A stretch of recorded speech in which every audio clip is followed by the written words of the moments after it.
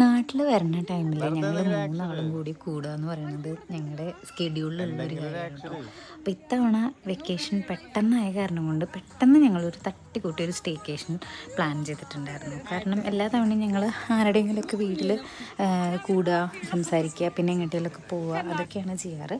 പക്ഷേ ഇത്തവണ ഞങ്ങൾ വിചാരിച്ചു ഓക്കെ വീട്ടിലൊന്നും വേണ്ട, നമുക്കൊരു സ്റ്റേക്കേഷൻ പ്ലാൻ ചെയ്യണം. അങ്ങനെ എല്ലാം ഞാനൊന്നും അറിഞ്ഞിട്ടില്ല കേട്ടോ. ദൈവം കിച്ചും കൂടിയിട്ടാണ് ഫുൾ കാര്യങ്ങളൊക്കെ പ്ലാൻ ചെയ്തത്.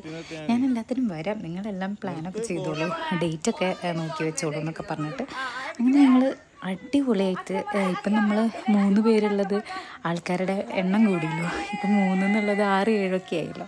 അപ്പോൾ ഇതിൽ ഞാൻ മാത്രം സിംഗിളായിട്ടാണുള്ളത്, കാരണം ഞാൻ വെക്കേഷൻ ഒറ്റയ്ക്കാണല്ലോ വന്നത്. അപ്പോൾ ഇവർ 2 പേരും ഫാമിലിയായിട്ട് ഹസ്ബൻഡും മോനൊക്കെ ഹസ്ബൻഡ് എന്നൊക്കെ പറയുമ്പോൾ ഞങ്ങൾക്ക് എന്തോ പോലെയാണ് കേട്ടോ. അജിത്തും നട്ടും ജനുട്ടനൊക്കെ ആയിട്ടായിരുന്നു ഉണ്ടായിരുന്നത്. അപ്പോൾ നല്ല അടിപൊളിയായിട്ട് എൻജോയ് ചെയ്തു കേട്ടോ. 1 ഡേ ആയിരുന്നെങ്കിൽ പോയിട്ട് ഞങ്ങൾ എന്താ പറയുക, എൻജോയ്മെൻ്റ് അടുത്ത പീക്കായിരുന്നു.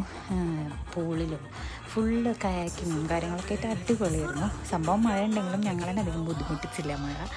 ഞങ്ങൾക്ക് പൂളിൽ ഇറങ്ങിയ സമയത്തൊക്കെ മഴയൊന്നും ഉണ്ടായിരുന്നില്ല. പിന്നെ കുറേ നമുക്ക് പോയ വർത്തമാനങ്ങളും വിശേഷങ്ങളും ഉണ്ടാവില്ല. പിന്നെ ഞങ്ങളുടെ ഒരു കൈൻഡ് ഓഫ് സ്റ്റേക്കേഷൻ എന്നൊക്കെ പറഞ്ഞു കഴിഞ്ഞാൽ റീലെടുക്കുക, കുറേ വർത്തമാനം പറയുക, ഒരു കൊല്ലത്തെ വിശേഷങ്ങളുണ്ടാവുമല്ലോ നമുക്ക് പറയാനായിട്ട്. അങ്ങനെ അതൊക്കെ കഴിഞ്ഞ് അടുത്ത വെക്കേഷൻ നമുക്ക് വലിയൊരു സ്റ്റേക്കേഷൻ അല്ല വെക്കേഷൻ തന്നെ പ്ലാൻ ചെയ്യാമെന്നൊക്കെ പറഞ്ഞ് ദേ പോവാണ് കേട്ടോ.